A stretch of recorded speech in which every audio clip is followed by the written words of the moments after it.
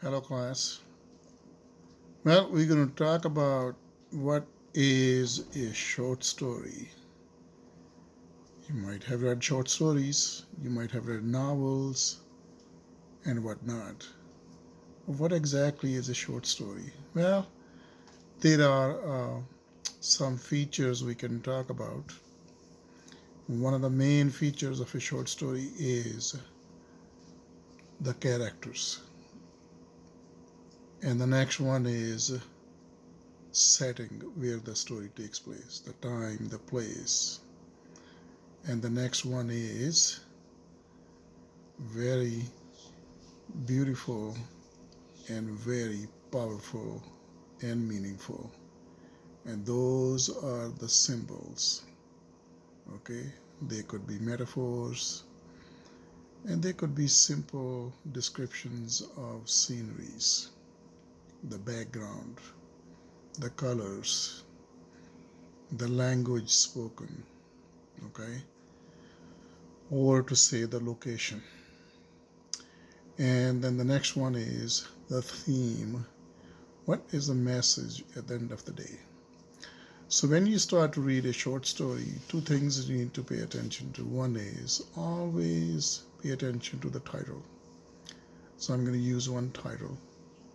It is a short story by Ernest Hemingway. The title of the story is Hills Like White Elephants.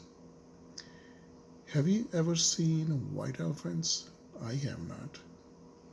Do hills ever look like white elephants? Not really. So what's the deal? Well, you'll have to read the story to figure it out. The next one is characters. The names of the characters make a huge difference. The names of the characters are symbolic, are meaningful. They tell you a lot. Okay? So there is an old, so not old, but it's kind of old. There's a short story. It is entitled The Lottery. And one of the main characters there is named Old Man Warner.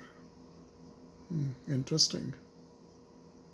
Why would the writer add old? Is he literally old? Yes. But is there anything else in addition to that? Yes. And that is that person has been presiding over that tradition of playing lottery in that short story for a long period of time. So it's not just the age, he knows the history, he knows the meaning behind that. And then the next one is the setting, where the story takes place, the time, the location. So, for example, one of the short stories I just referred to earlier, Hills Like White Elephants, takes place in Spain. There are two characters. One is the American man, and the other female character is unnamed, and the author calls her the girl. Now look at that. If it's the American man, it means he is definitely an adult. And when you say a girl, it means she is a minor. Okay?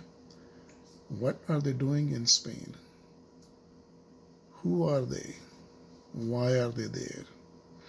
So here is the background, here is the location, here is the setting. They are in Spain at a train station waiting for a train to come from Barcelona, which will take them to Madrid. And it is a small train station in the middle of nowhere.